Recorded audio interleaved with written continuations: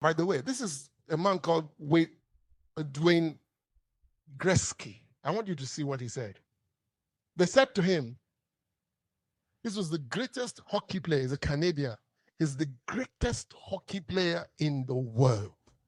He has more he has more awards than anybody who has ever lived. He's retired now. They asked him, how did you become so successful? This is his answer. He says, most hockey players, in hockey, they use what is called a puck, not a ball. A puck is round, but it's flat. Am I making sense? He said, most players skate to where the puck is. I skate to where the puck is going.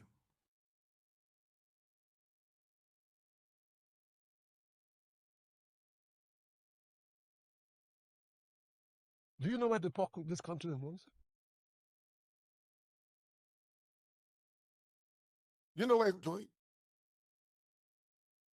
The true ability of a successful company is to skate to where the industry is what? It's going. That's positioning.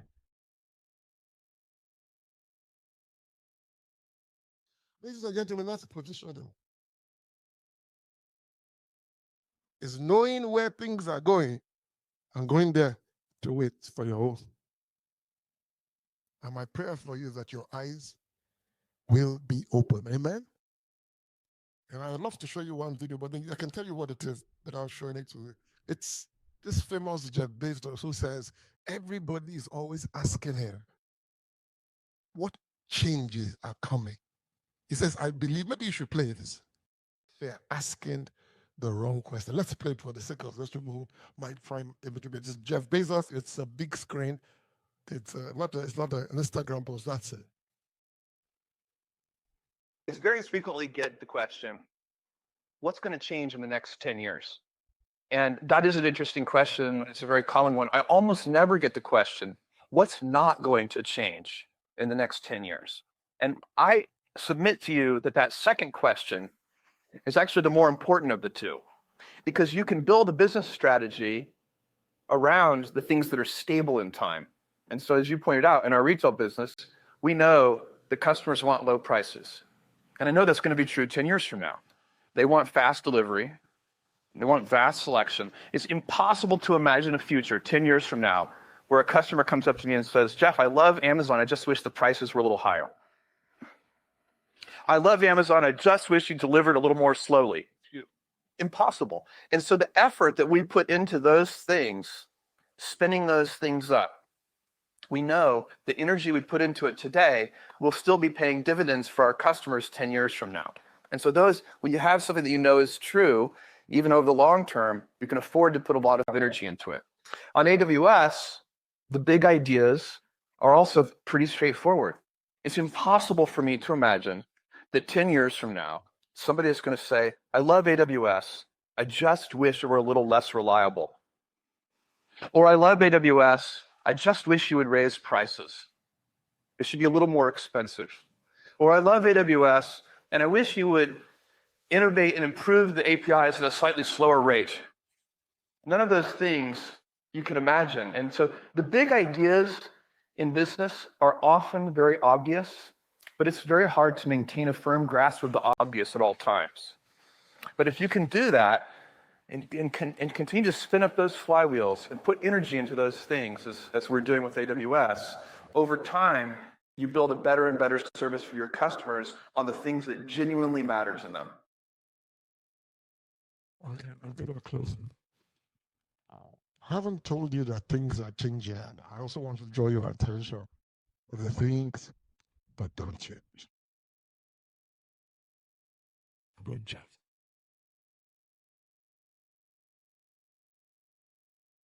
The problem is that if you are not getting it right when things were bad, no matter how you position yourself, I can say, it's still fair.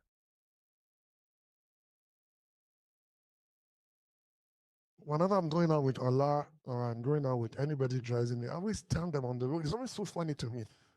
I even had a driver who had an Okada. And when we are going in tower, he keeps harassing Okada driver, nearly hitting them. So I looked at him one day and I said to him, and he found it very difficult to me. I said, human beings are more important than cars. In Nigeria, because you have a car, you think you're better than somebody.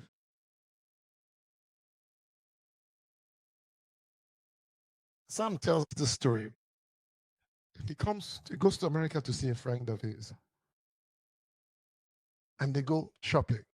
Now, if you ever been to an American mall,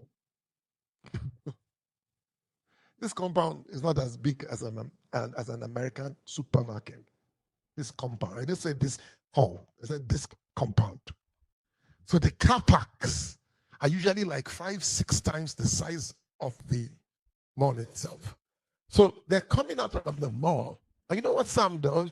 His friend walks forward. Sam stops and looks left and looks right and looks left again. His friend had to go and drag him, say, "Motor iron bill." The minute you put your leg on the road in America, anywhere, the cars.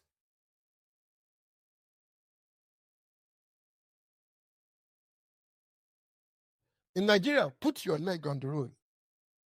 That's when he will accelerate. Value. Am I making sense?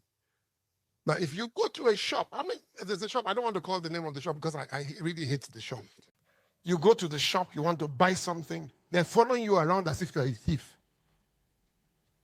And then when you want to pay, they will give you a brown piece of paper, tell you to go and pay.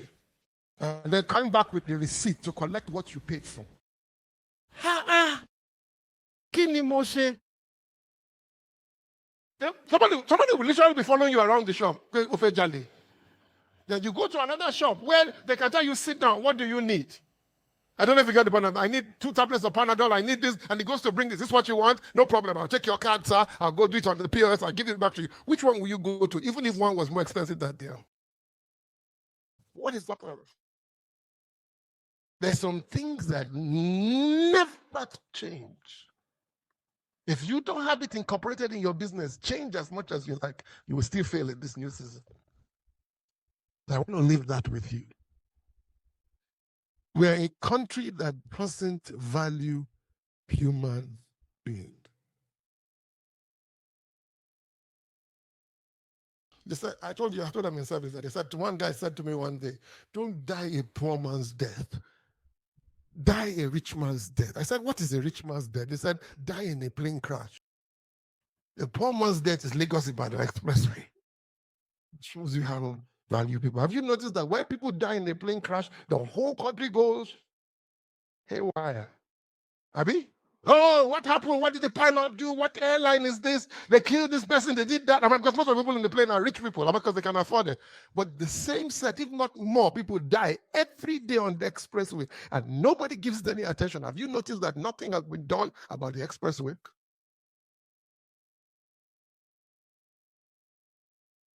And the day we don't value human life, our country will not get better. But how does it start? It starts by you valuing human beings. Bow your heads. My help has come. My help has come. My help has come. My help has come. My help has come. I want you to say that. My help has come. I see him. I recognize him. I make room for him in my life. I make room for him in my ministry. I make room for him in my heart. My Ebenezer is here. My stone of help. I will not stumble this year. I will run and I will not faint. I will be strong. The Lord himself will direct my steps. The Lord illuminate my mind. His light will shine in my understanding. Wisdom will be pleasant to me. Yea, I will be an inventor of great things. And I will promise now that I will give him all the praise.